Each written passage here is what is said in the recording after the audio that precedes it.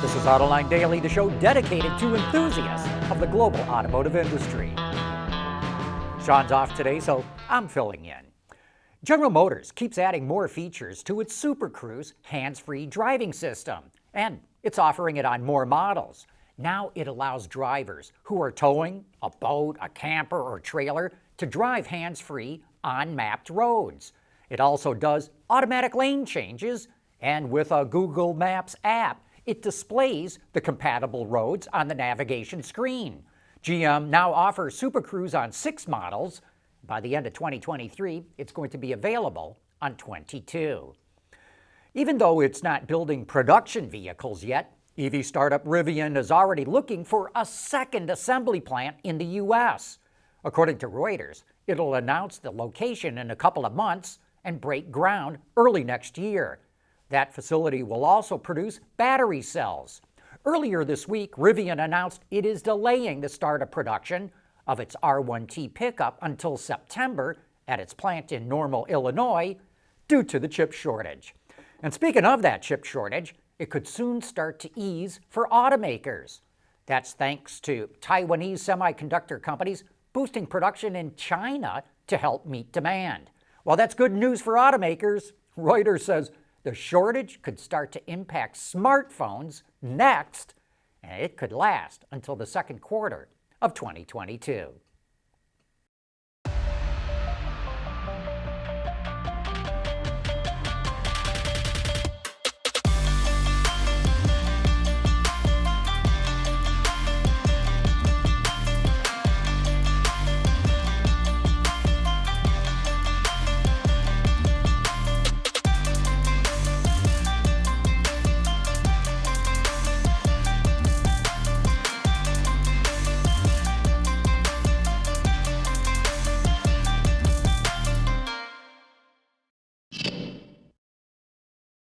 There is so much consolidation going on in the automotive supplier industry, it's hard to keep up. Here's the latest. 3 years ago, Autoline, the Swedish supplier that makes seatbelts and airbags, carved out its electronic safety component business unit and spun it off as a new company called Veoneer.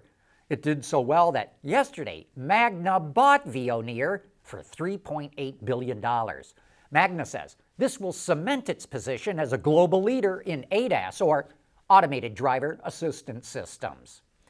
Volkswagen wanted to prove it is possible to build an SUV that appeals to enthusiasts, so it developed the Atlas Cross Sport GT concept. Building off a premium R-Line as its base, VW threw a host of goodies at this concept.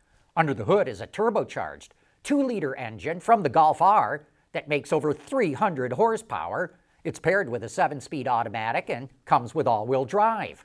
Unique 22-inch wheels and tires help keep that power planted to the ground, while it also features coil-over shocks and 8-piston front brake calipers. In the styling department, the GT concept has blacked-out accents, special GT badging, Recaro front and rear seats, and a custom blue shift knob and seat belts. Volkswagen says it'll show off the Atlas Cross Sport GT concept at events across the United States all year long.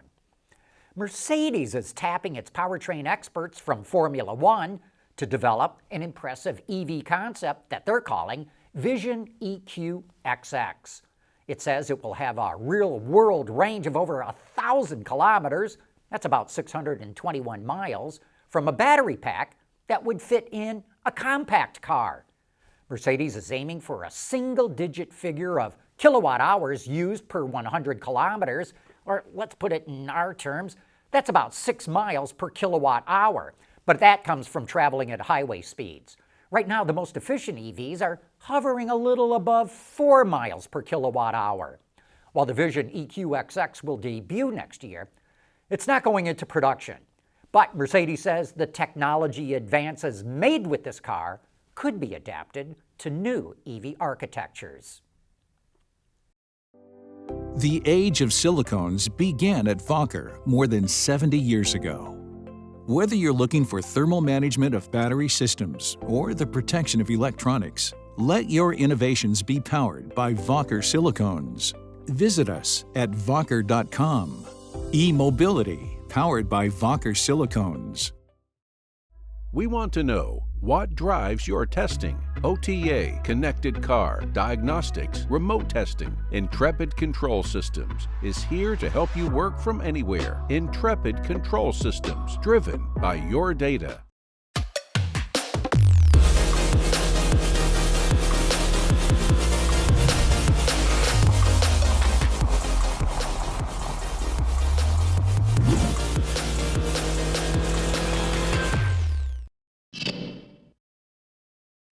The general public probably still sees Hyundai as an entry-level brand, but Hyundais are becoming quite refined and sophisticated, as our test drive of the new Santa Fe Hybrid showed. Hyundai updated the styling with a new rectangular grille in place of the trapezoidal grille that it's been using over the last decade. It features an egg crate kind of design with quite a bit of detail to make it look more upscale. The rest of the sheet metal is pretty much carryover, but the aerodynamics improved by one count thanks to better underbody treatment. The coefficient of drag is now 0.33. Inside is where Hyundai really spent its money. The seats look decidedly upscale, with quilted Napa leather on the seating surfaces and soft touch padding strategically placed wherever you may rest an arm. The center screen grew from 8 inches to 10.25 inches, and the audio display grew an inch to 8 inches. The Harman Kardon audio system sounds excellent, and in a nice touch, the speaker grills kind of mimic the quilted pattern on the seats. Under the hood, the hybrid is powered by a 1.6-liter turbo mated to a 6-speed automatic. It generates 178 horsepower at 6,000 RPM, and 195 pound-feet of torque at 4,000 RPM. On paper, that doesn't sound like a lot of torque, and seems like you have to really wind up the engine to get it.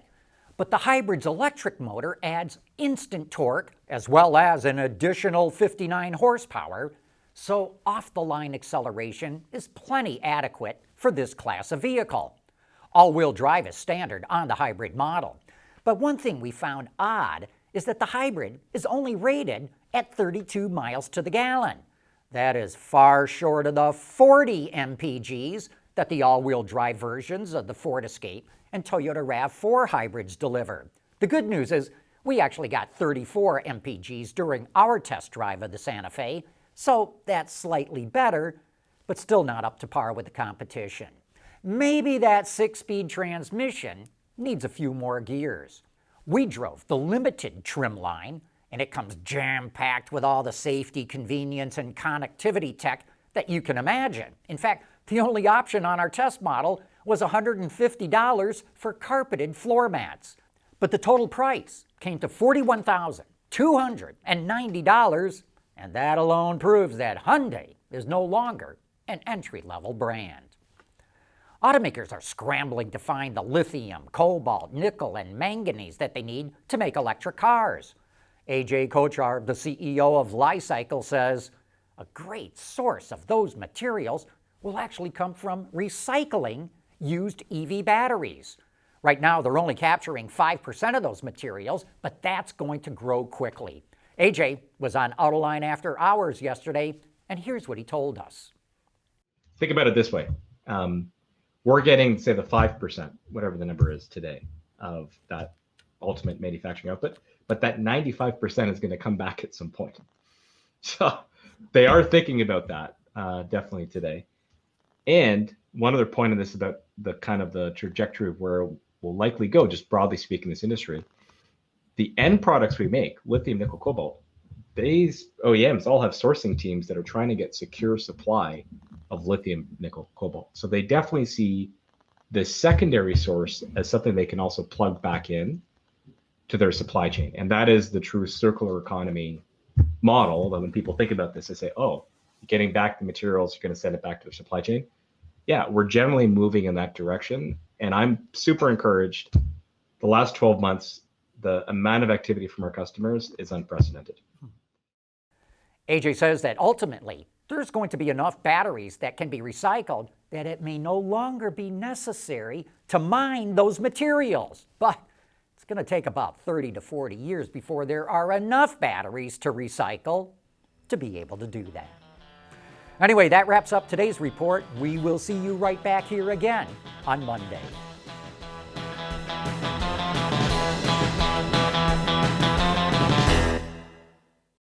Autoline Daily is brought to you by Bridgestone, solutions for your journey. Intrepid Control Systems, over-the-air engineering, boost your game. Vocker, creating tomorrow's solutions. And by Magna. Wards is the industry leader for news, data, and analysis. That's why companies across the globe subscribe to our premium service, maybe even your own. Log in for subscriber access now. Check your company's intranet for details, and rely on wardsauto.com to keep you informed.